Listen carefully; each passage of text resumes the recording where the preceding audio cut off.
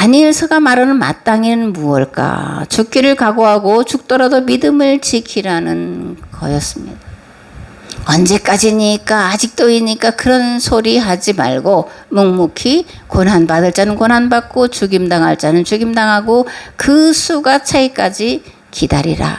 이게 마땅이라는 말 속에 들어가 있는 의미예요. 왕이 우리가 섬기는 하나님이 계시다면 우리를 맹렬히 타는 불뭇불 가운데에서 능히 건져내시겠고 왕의 손에서도 건져내시리이다.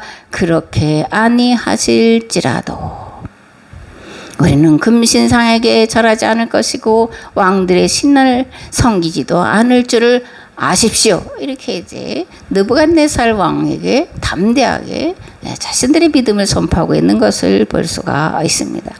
진정한 믿음, 진정한 신앙은 무엇일까? 그리 아니하실지라도 하나님을 믿는 믿음이고 마땅히를 받아들이는 것이다. 이렇게 생각을 합니다. 고난당해야 할 만큼 마땅히 고난당하고 순교해야 할 만큼 마땅히 순교에 이르러야 하고 핍박과 박해를 당할 마땅할 양을 채우는 것이 진정한 믿음이고 진정한 신앙이다. 그렇게 생각합니다.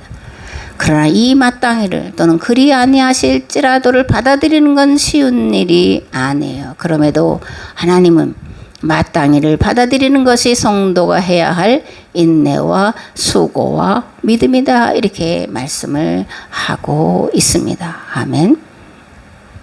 로마 제국은 철의 나라였어요. 철이라는 건 가장 강력한 그런 왕권, 그죠? 또 군사력 그런 것을 말하는데, 그래서 로마 제국은 역사상 가장 넓은 영토를 차지하고 가장 강력한 군대 조직을 가진 나라였습니다. 그런데 날아온 돌멩이인 교회가 이 거대한 신상, 이 거대한 로마 제국을 무너뜨렸다라는 것이 또한 역사의 사실이고 증언인 것을 우리는 이미 알고 있습니다. 아멘.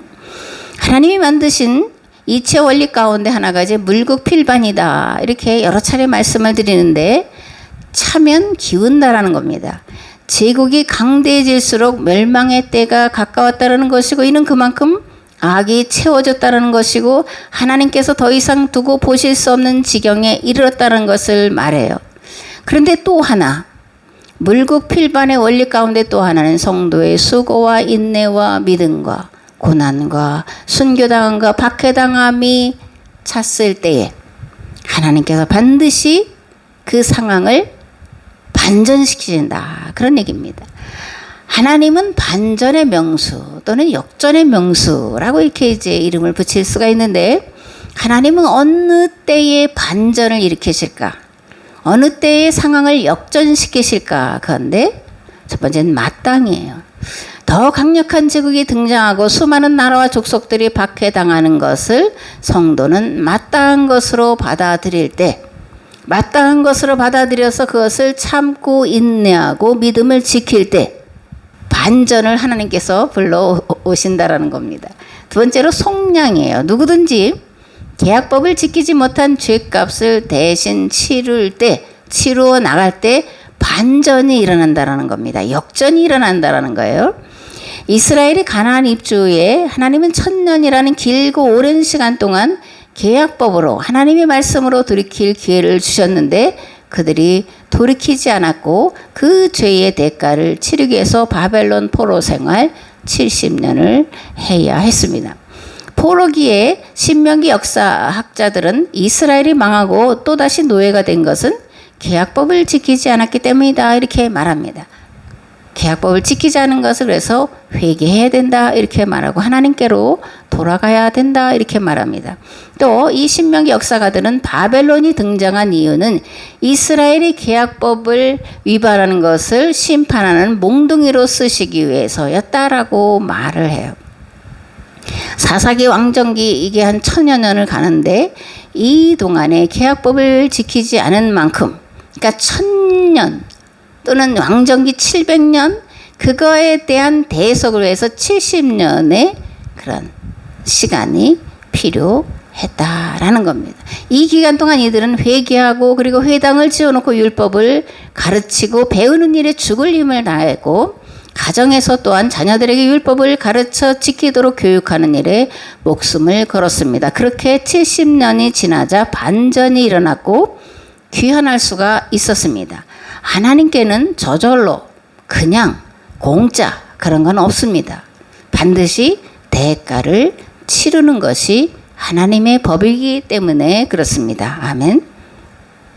지난주에 마카비 혁명에 대해서 말씀을 드렸는데 혁명의 목적은 신앙을 지키고 민족의 정체성을 지키기 위해서였어요. 이러한 자들에게 교과서가 있었는데 그 교과서가 뭐냐면 다니엘서입니다.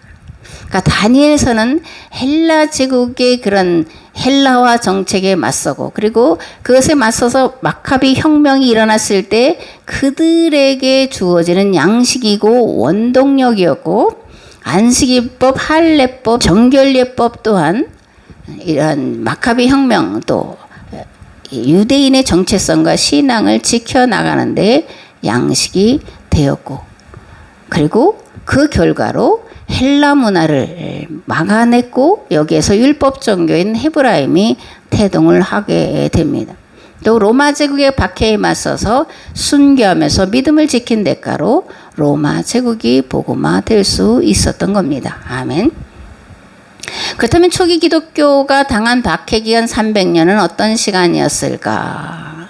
첫 번째로 옛계약 공동체 이스라엘의 죄값을 대속하는 시간이었습니다. 둘째로 로마 제국의 악을 멸망시키기 위한 대가로 박해와 순교를 감당하는 시간이었습니다. 로마 제국의 악을 대속하기 위한 충만한 수가 차기까지 마땅히 고난과 순교를 당한 겁니다. 그 결과 313년에 콘스탄틴 황제가 밀란 칙령을 반포하면서 기독교가 공인이 된 거예요. 그러니까 거저된 게 아니라는 겁니다. 저절로 된 게 아니라는 거예요. 마땅히 순교하고 마땅히 고난당하고 마땅히 박해당하면서 그리 아니하실지라도를 믿는 믿음을 지켰던 그들의 수고와 희생과 핏값으로 됐다라는 것을 알아야 됩니다. 아멘.